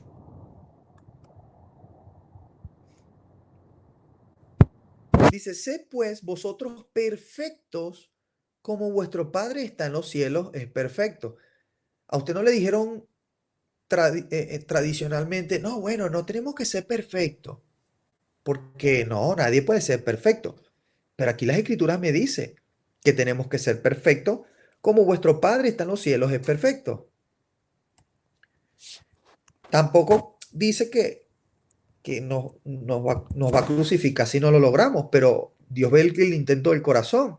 No es lo mismo decir, no, yo no lo voy a guardar el sábado porque no quiero, a decir, voy a guardarlo y de pronto hubo un día que se me pasó. Bueno, pero lo estoy haciendo. Ah, yo quería leer aquí Lucas 4, del 5 al 8, dice así. Y le llevó el diablo a un alto monte y le mostró en un monte todos los reinos de la tierra. Y le dijo el diablo, a ti te daré toda esta potestad y la gloria de ellos, porque a mí me ha sido entregada, y a quien quiero la doy. Si postrado tú me adoras, todos serán tuyos. Respondiendo Jesús le dijo, vete de mí, Satanás, porque escrito está, al Señor tu Dios adorarás y al solo servirás. Ok, ¿por qué yo traigo este pasaje? Pues este pasaje es muy importante porque sencillamente se nos ha enseñado, no, es que el Señor le robó, o sea, perdón, el Señor le quitó la potestad que el diablo había robado al hombre de la tierra. Sí y no. Ciertamente sí, pero todavía no ha cobrado, como quien dice. Como te ganes o como que, no sé, ganes algo y todavía no has ido a cobrarlo. Eh, pues lamentablemente el sistema en el que estamos o mejor dicho, está en autoridad de Satanás, como lo dice aquí las escrituras. Satanás le dijo, a ti te daré esta potestad y la gloria de ellos, porque a mí me ha sido entregada. ¿Por David, quién le fue? perdona, Sí, se sigue escuchando el ventilador y se escucha mal. no, ahora no está prendido el ventilador. Ahora no. No, ahora no. Yo creo que puede ser otro. Entonces, eh, a ti te daré toda esta potestad y la gloria de ellos, porque a mí me ha sido entregada. Fíjate, Satanás dice que le fue entregada la potestad. ¿Por quién le fue entregada? Por Adán. ¿Por qué? Porque Adán pecó y al pecar le da la autoridad a Satanás. Entonces yo quiero preguntarte, hoy en día, si Pablo dice que el pecado es la transgresión de la ley o de la Torá, y tú vives transgrediendo la Torá, ¿qué estás haciendo? Exactamente lo mismo que hizo Adán en el Edén, entregarle la autoridad y la potestad a Satanás. Ciertamente por la sangre de Yeshua, por su sacrificio, recobramos la autoridad no solamente sobre la tierra, sino en nuestras vidas. Pero si vivimos pecando, no vivimos realmente bajo la autoridad de Yeshua, sino que realmente le hemos entregado la autoridad a Satanás. Entonces yo quiero eso dejárselo muy claro a usted, porque los días que vienen no son días fáciles, no son días sencillos. Estamos acostumbrados a una cultura donde toda la vida, toda nuestra vida actual, ser cristiano, el único esfuerzo que requería era, bueno, ir a la iglesia, orar, leer la palabra, pero vienen tiempos donde ser cristiano nos va a costar hasta la vida y tienen que tenerlo claro, porque, porque no va a ser así de sencillo como que, bueno, no eres cristiano, bueno, fuera de aquí, te echamos a un lado, no, va a ser días difíciles los días de los últimos tiempos. Entonces, bueno, volviendo un poco a Yom Kippur, vamos a tratar de apurarnos para no extendernos tanto. Ok, luego vamos a leer ahora. Romanos 6:23. Y vamos a Romanos 6:23. Hemos leído Primera de Juan. No, espera. Primera de Juan 3:4 dice, todo aquel que comete pecado infringe también la ley, porque el pecado es infracción de la ley. Esto lo dice Juan, había dicho Pablo, es Juan el que lo dice. El pecado es infracción de la ley. Luego Mateo 5:17 al 18 dice, no penséis que he venido para abrogar la ley. ¿Quién dice aquí esto? Lo dice Yeshua, lo dice nuestro Dios. Dice, no penséis que he venido para abrogar. ¿Qué es abrogar? Abolir o echar para atrás la ley o los profetas. ¿Por qué dice la ley o los profetas? Porque la ley era una parte, o la Torá era la primera parte del Tanakh, y los profetas era la otra de las tres partes de la Torá. Dice, no he venido a abolirlo, no, he venido para cumplir. Y dice, porque de cierto os digo que hasta que pasen el cielo y la tierra, ni una jota ni una tilde pasará de la ley hasta que todo se haya cumplido. Fíjate lo que yo estaba diciendo, que la enseñanza romana se basa en lo que Eusebio hizo, que él escribió toda su teología enseñando que ya todo había pasado porque ya se habían cumplido las 70 semanas de Daniel, entonces ya toda la ley había pasado y ya no había que cumplirla. Pero eso es mentira, no todo se ha cumplido. No están cumplidas las fiestas del otoño, no está cumplido las 70 semanas de Daniel. Luego dice, porque de cierto os digo, ok, perfecto.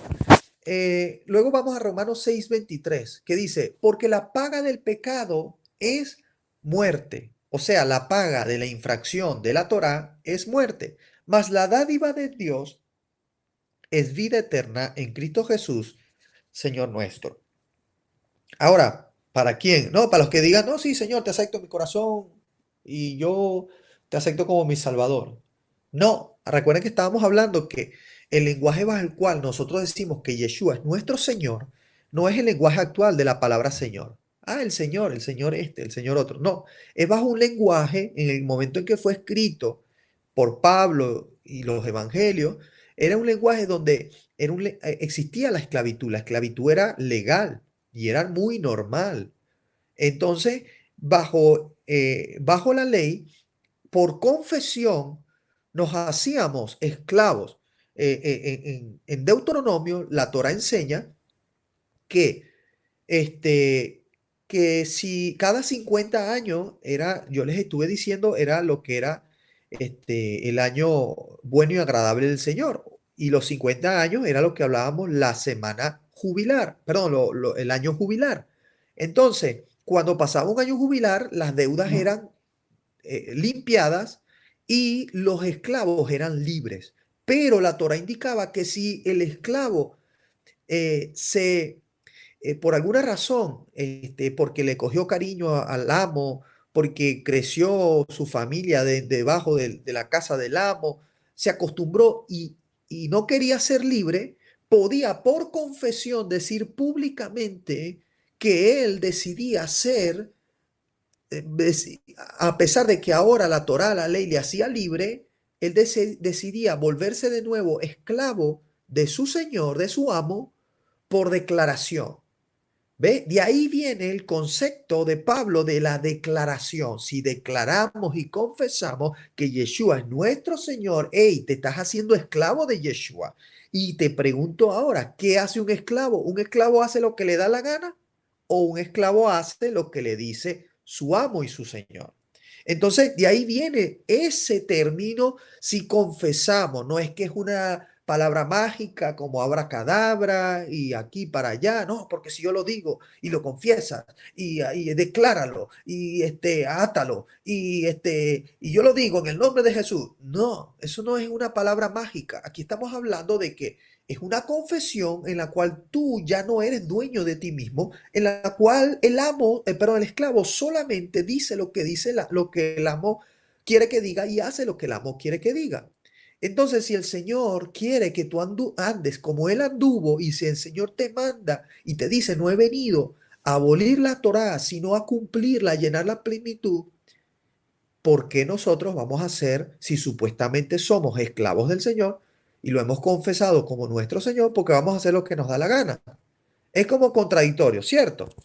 Entonces, eso es hacer una correcta estudio profundo, una correcta exégesis de lo que quiere decir, de lo que nos quiere decir la doctrina. Ok, aquí vamos a pasar ya estamos entrando a la parte final. Y aquí vamos a pasar, voy a hablarles un poquito de lo que sucedía.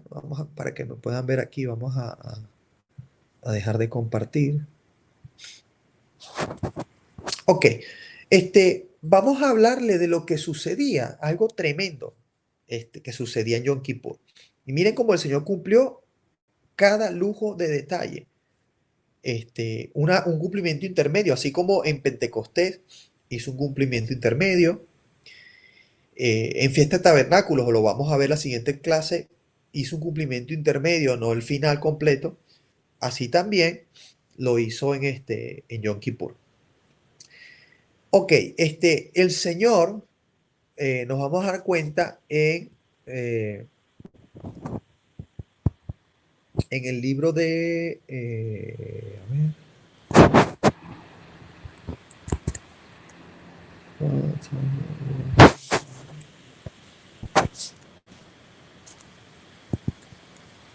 a ver, un momento.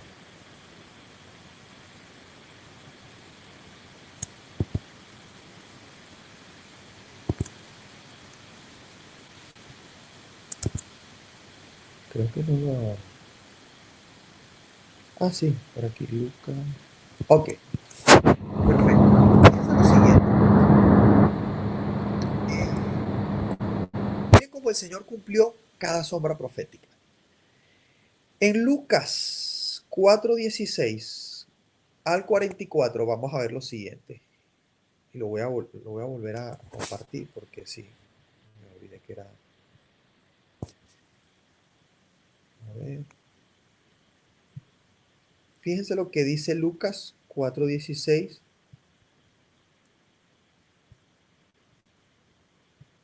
Dice así. Y vino a Nazaret donde se había criado y en el día de reposo entró en la sinagoga, conforme su costumbre, y se levantó a leer. Recuerden, en el día de reposo. Y se le dio el libro del profeta Isaías, y habiendo abierto el libro, halló el lugar donde estaba escrito. Eso es Isaías 61.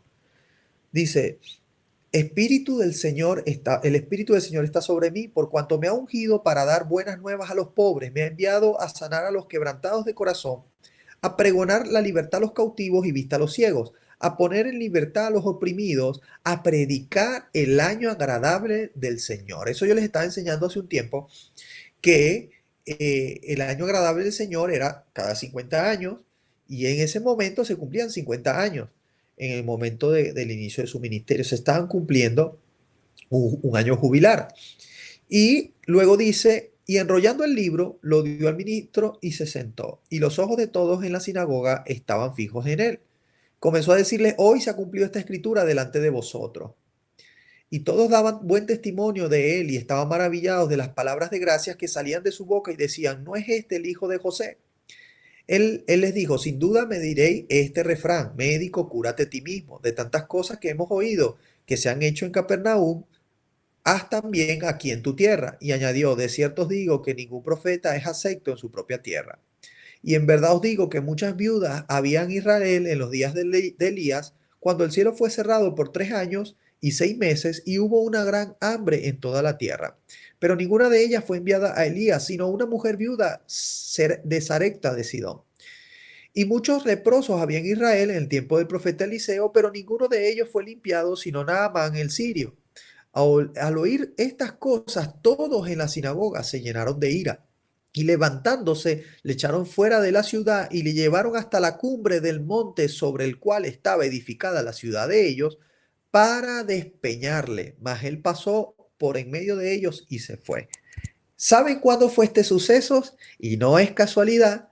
Este suceso fue durante Yom Kippur, el día del reposo, que él entró en la sinagoga. No era un Shabbat de la semana, sino que era el Shabbat de la fiesta de Yom Kippur. Cuando usted hace un contexto de los pasajes anteriores y posteriores a este pasaje, se da cuenta que él estaba en Yom Kippur, y justamente tal cual como la fiesta de Yom Kippur, se llevaba la cabra a Azazel, la segunda cabra, y se despeñaba por un despeñadero. Así le sacaron de la sinagoga y le llevaron casi a rastras a un despeñadero para lanzarle. Sin embargo, todavía no era su tiempo, y él allí pasó entre ellos. No sabemos si se transfiguró, no sabemos si desapareció. Lo que sí sabemos es que no lograron despeñarle en ese momento. Sin embargo, se cumplió hasta cierta forma digamos, este hecho en el que se lanzaba una cabra a Azazel en Yom Kippur. Ok, ahora sí, quito aquí un momento.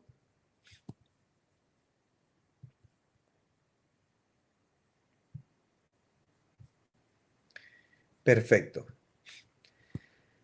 Fíjense cómo cada detalle el Señor va cumpliendo de Yom Kippur. Pero ahora mire, van a ver ustedes algo más sorprendente. Y es la evidencia, una de las mayores evidencias de que el Señor aceptó el sacrificio de Yom Kippur. ¿Cuál es el Señor? El sacrificio de Yeshua. Aunque él murió en Pascua, pero fue para simbólicamente cumplir con ambas fiestas. ¿Y de dónde viene esta evidencia? Bueno, no sé si ustedes han escuchado hablar del Talmud de Jerusalén o el Talmud también babilónico. Son dos Talmud que son escritos, por decirlo así, de fariseos.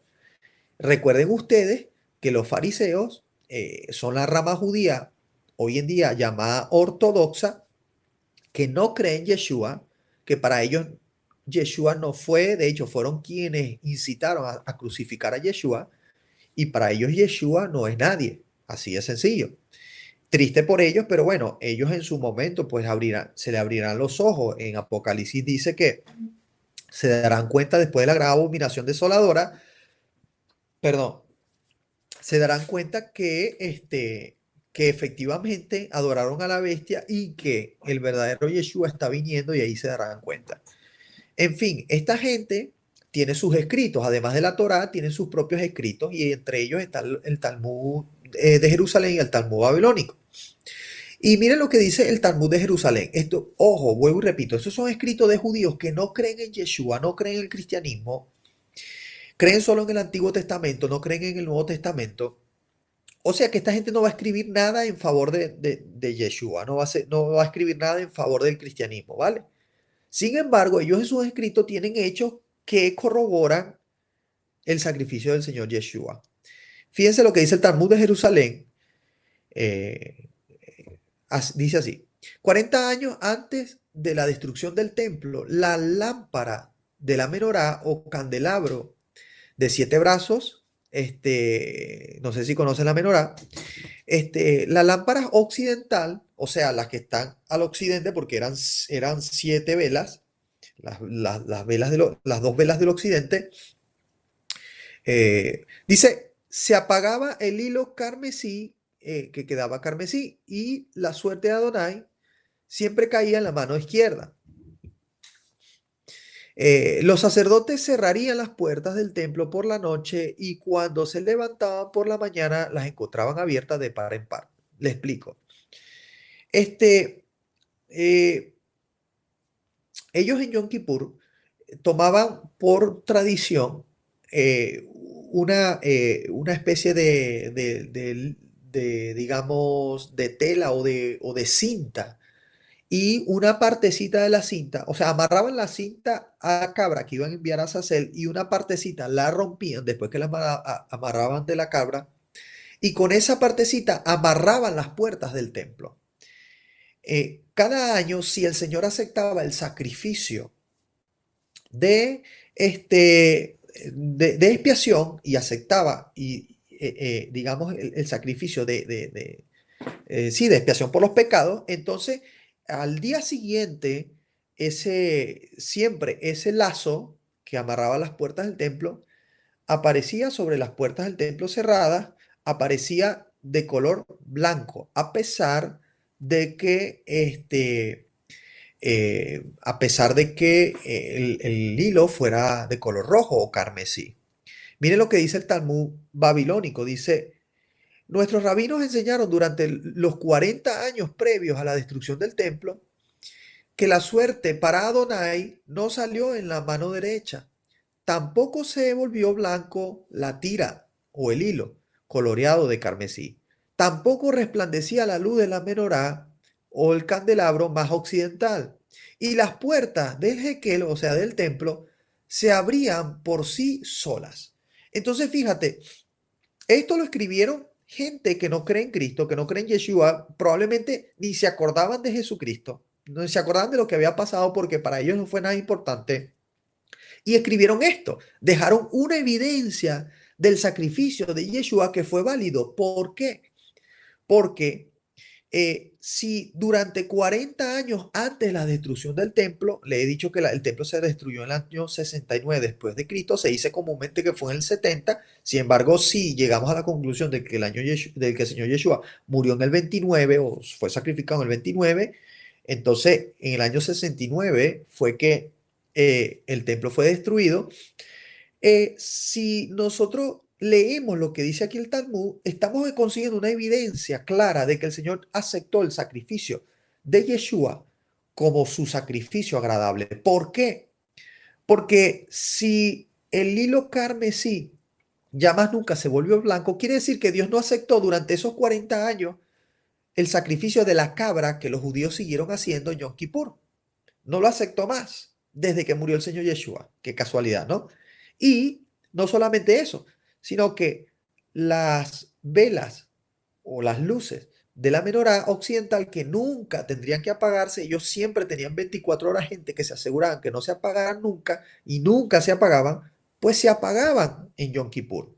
Pero no solo eso, sino que también las puertas de Yom Kippur permanecían, antes de Yom Kippur estaban abiertas, y esto es también profético y simbólico porque quiere decir que las puertas están abiertas antes de la venida del Señor y de la salvación, pero las puertas de la salvación se van a cerrar en algún momento.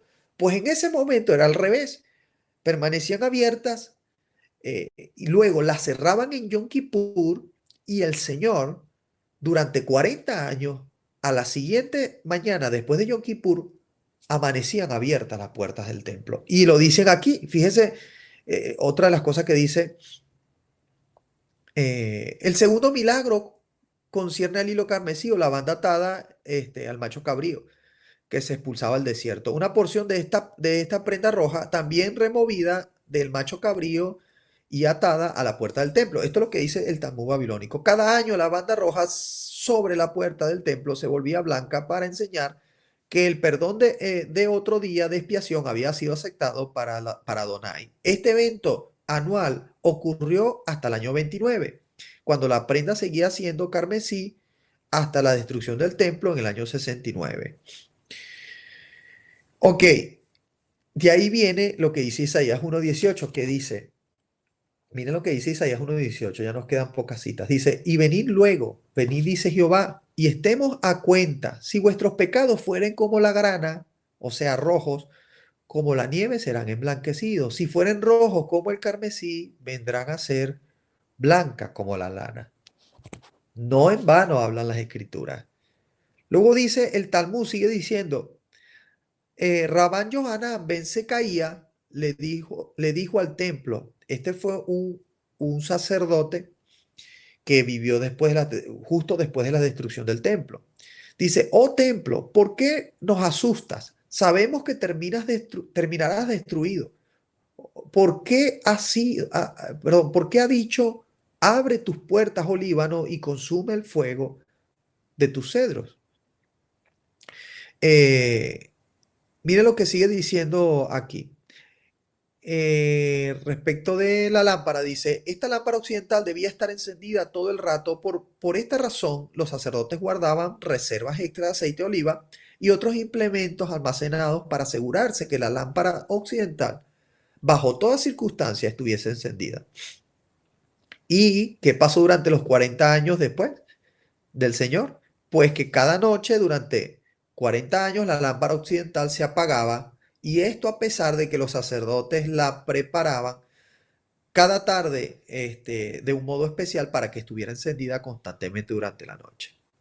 En fin, cumplimientos del Señor Yeshua. Otro cumplimiento, y este también está escrito en el Talmud, lo olvidé buscar, es que a la cabra que se enviaba a Azazel era costumbre que se le arrancaba totalmente la barba.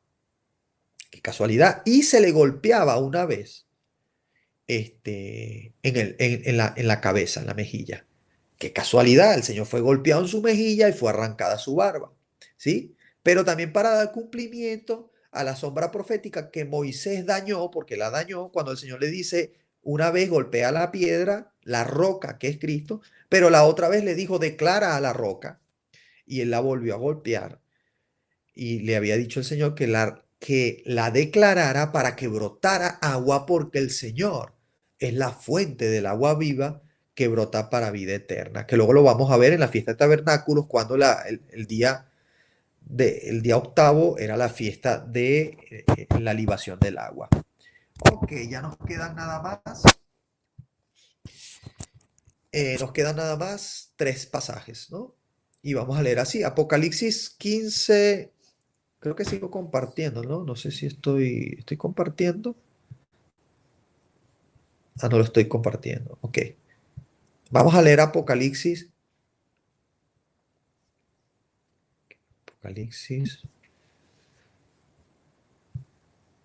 15:1 dice, y vi en el cielo otra señal grande y admirable, 7 ángeles que tenían las 7 plagas postreras, porque en ellas se consumaba la ira de Dios.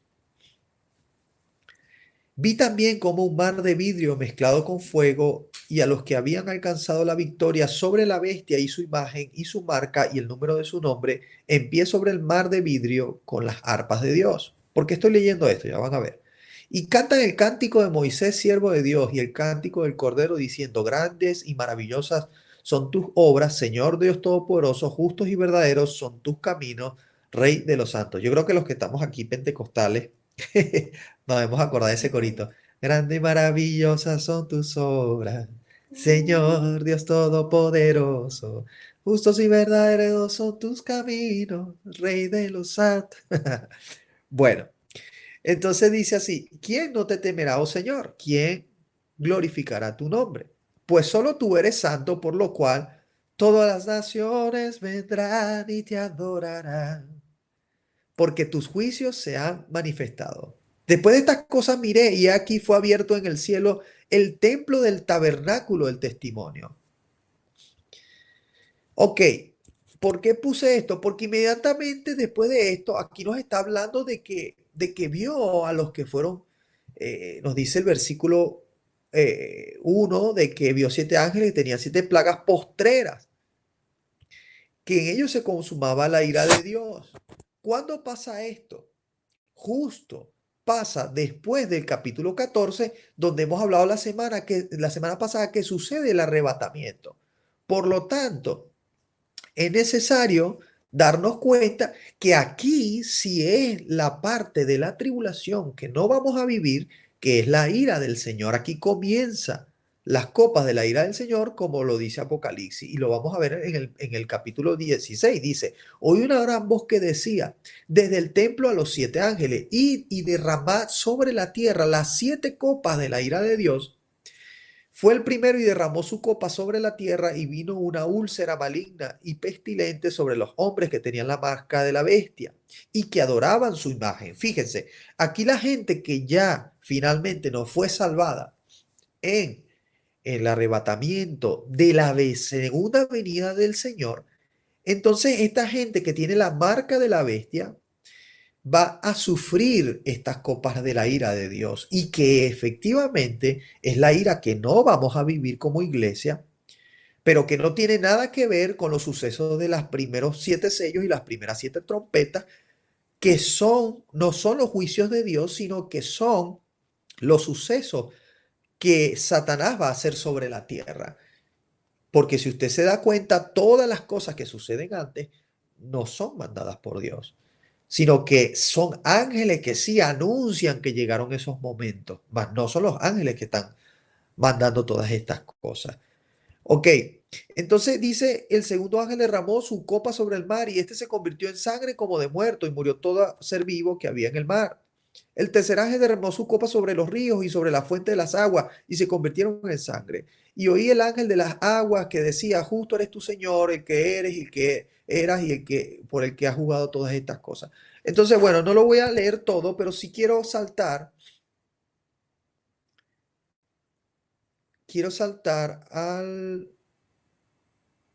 porque aquí, si se dan cuenta, pueden ustedes buscar todo el capítulo 14, ya se lo dejo para estudio personal, pero si pueden, voy a saltar aquí donde dice, ah, he aquí yo vengo como ladrón, les está recordando, no está sucediendo esto en estos momentos, ya aquí vino como ladrón.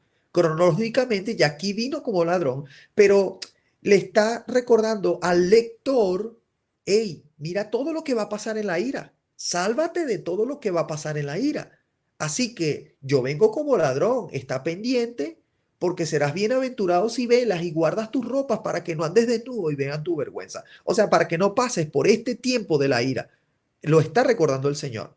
Entonces dice, y los reunió en un lugar que en hebreo se llama Armagedón. ¿A quiénes? A todos los reyes de la tierra. Y el séptimo ángel derramó su copa por el aire y salió una gran voz del templo del cielo, del trono, diciendo, hecho está. ¿Qué hecho está? Toda la expiación sobre el pecado de la tierra, sobre todos los que al final decidieron no tomar al Cordero como su Señor. Entonces Él va a expiar todo sobre la tierra, va a crear una gran expiación. Y no es casualidad que si luego lees el capítulo 17, dice que se alegran porque ahora ha llegado las fiestas del Cordero que están relacionadas con las fiestas del tabernáculo, las que vamos a hablar la semana siguiente. Y mira lo que dice el último versículo que he preparado, porque no nos ha puesto Dios para la ira, sino para alcanzar la salvación por medio de nuestro Señor Yeshua. Entonces, qué tremendo, familia, qué tremendo cómo el Apocalipsis comienza a tener sentido cuando aprendemos las fiestas del Señor, porque ya aprendemos que están las trompetas, aprendemos que está la expiación, que lo hemos visto ahora, son todos estos sucesos apocalípticos que se van a cumplir, ¿verdad? Digamos el gran ayuno en la tierra. Y luego, justo si buscas el capítulo 17, de en adelante de Apocalipsis, te darás cuenta que viene la fiesta de tabernáculos, que es las bodas del Cordero, de las cuales vamos a hablar la semana siguiente. Y está todo cronológicamente. No hay lugar a dudas si aprendemos las fiestas del Señor y cómo el Señor cumplió cada cosa. Cumplió lo de su barba, lo de que le golpearon en el rostro, lo del agua y la sangre que vio Juan, fue testigo cómo el agua y la sangre cayeron a través de la roca, a través de las grietas, cayeron sobre el propiciatorio. Y yo sé que en el espíritu él lo vio, porque además era estudioso de la Torá y estudió en el libro de los Macabeos sobre cómo fue rescatada el arca del propiciatorio. Entonces, y así, todas las cosas del Señor, o sea, era una historia tremenda, todo lo anterior. Una historia donde el Señor cada cosa la iba a cumplir en su momento, en su lugar, y las va a cumplir todas las que faltan en su momento y en su lugar, sin duda alguna.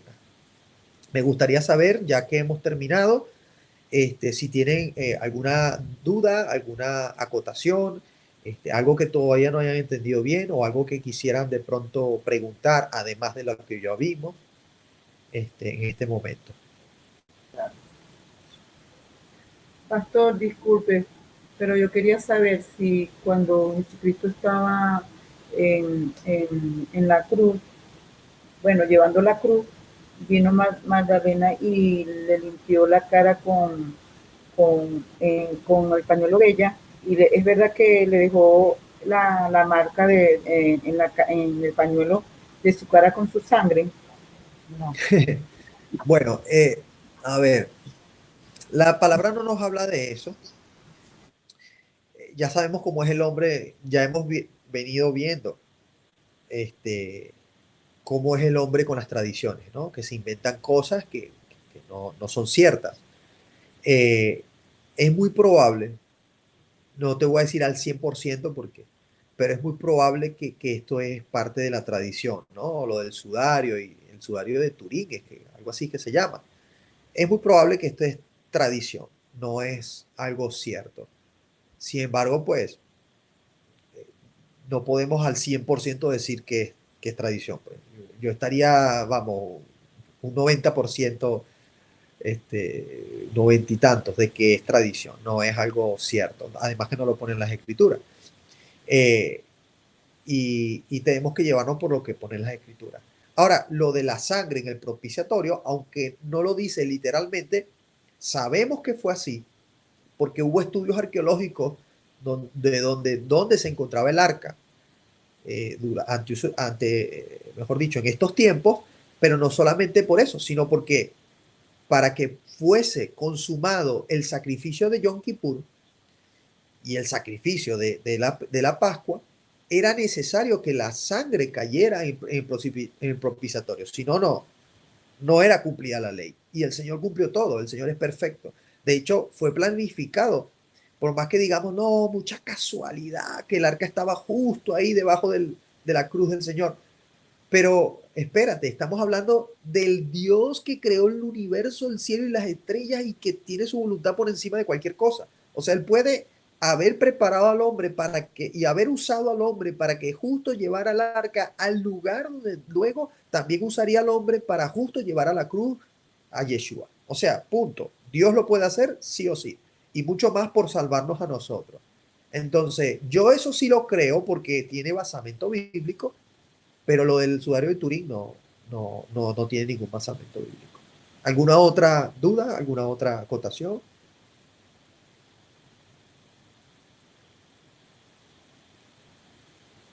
No todos a la vez. ¿Alguien más tiene algo que no haya quedado claro o alguna otra cosa que quiera preguntar? Todo claro por aquí. Clarísimo, Sí. Pastor, muchísimas gracias. Gracias a Dios primero. Aprendizaje 100%, gracias, pastor. Ok. Pastor, disculpe, pastor, pero yo Sí. vuelvo a preguntar de nuevo algo. Mire. El arca que estaba en los pies de Cristo, escondida abajo, ¿en cuántos metros? Bueno, hay estudios arqueológicos. Yo voy a buscar un estudio y se lo voy a compartir. No les sé decir ahorita exactamente porque lo he visto, pero no me grabo de memoria esas cosas. Pero se lo voy a compartir. Ha habido excavaciones donde se sabe aproximadamente a cuántos metros está. ¿Alguna otra cosa? ¿Alguna otra pregunta? Recuérdenme por WhatsApp para compartírselo. Una acotación sobre lo que estaba hablando sobre el arca, que llama mucho la atención, es que, Pon tu cámara para que te veamos. a ver, si me ven allí. Vale, una pequeña acotación es que me llamaba mucho la atención es el tema del arca. Cuando yo vi ese documental, que todo engrana, todo se acopla, porque justo en el momento que el Señor exhala y que luego viene el soldado y clava para verificar si estaba muerto el Señor, clava la lanza en su costado. Justo después de ese momento, dice que vino un gran terremoto. Entonces, qué fuerte que ese gran terremoto tuvo que haber abierto la grieta para que la sangre que salió sangre y agua del costado del Señor, que fue donde dio su alma entera allí por nosotros, se derramó justo por esa grieta a la tapa del propiciatorio, donde la escritura dice que el sumo sacerdote tenía que rozar la sangre del cordero. Entonces, es algo tan precioso que el Señor usó hasta la naturaleza y todo fue tan preciso y perfecto que tuvo que cumplir todo al pie de la letra. Joan, ¿tú puedes por favor dar el nombre de ese documental? Ese documental de Ron White, lo pueden conseguir en YouTube. Ok. Se ¿Cuál llama de blanco? Ron ¿Cuál es White. así como blanco? O W-A, si no me equivoco, yo se lo digo. Sí, T, pero es que yo se lo digo exactamente. W-Y-A-T-T. Ah, ok. Levi que sabe inglés, ¿cómo se pronuncia Ron White? Algo así. Sí, sí, así. Les estaba buscando el pasaje de Juan Gracias. que dice, fíjense lo que dice Juan, primera de Juan, primera de Juan 5:8. Y tres son los que dan testimonio en la tierra, el espíritu, el agua y la sangre. Y estos tres concuerdan. Entonces, eso es donde Juan dice que fue testigo, ¿no? Y era el único que estuvo a los pies del maestro, junto con María y María Magdalena. El único que vio todo eso, ¿no? Dice, este es Jesucristo que vino mediante agua y sangre, y no mediante agua solamente, sino mediante agua y sangre. Y el Espíritu es el que da testimonio, porque el Espíritu es la verdad. Entonces, bueno, léanse eso y concuérdenlo con lo que hemos hablado. Bueno, la verdad que ha sido una noche maravillosa. Me ha encantado esta clase. Sí, excelente, muchas gracias. Sí, y bueno, vamos a despedirnos primero, como siempre, de las personas que nos están viendo por YouTube. Les invito a que compartan el vídeo con otros, compártanlo. Y suscríbanse también al canal. Nos vemos en la próxima semana, que vamos a hablar sobre la fiesta de tabernáculo, el nacimiento del Señor Jesucristo, la verdadera Navidad. ¿Vale? Voy a terminar la grabación. No se me escapen todavía para que oremos para terminar, ¿vale?